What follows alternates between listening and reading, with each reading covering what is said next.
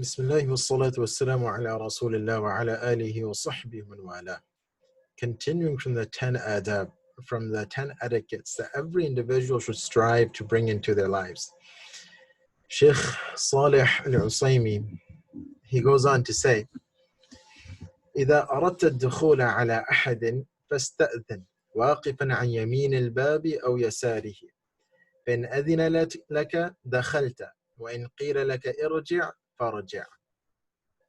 A very simple etiquette, and at times it is extremely overlooked, perhaps due to the fact that we become very close to the individual, or we become such that there's no formality between us anymore. But the reality being that this is something which is emphasized by the Prophet ﷺ, and is just proper etiquette just in general.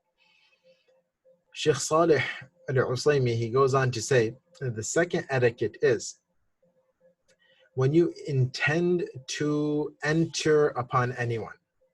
إذا أردت الدخول على أحد, when you intend to enter upon anyone, meaning someone's in a place which is enclosed, whether they're in their house or in a place where they've closed the door.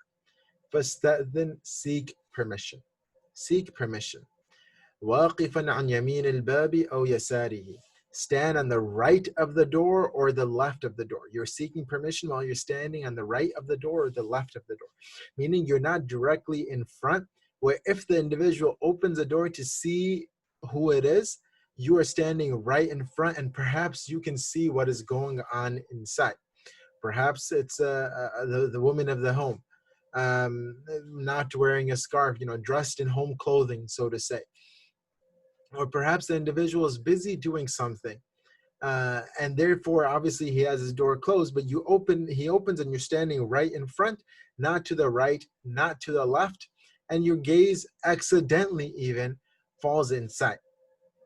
If he gives you permission, if you get permission, you enter into the house, or you enter through the door.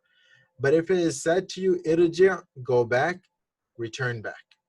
If it's said, return back, then you return back without taking it to heart.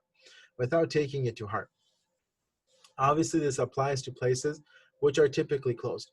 Going to visit someone in their house, living together as a family, someone has their door closed, and obviously this perhaps does not apply for parents and children because of the relationship being different, or at least the young children.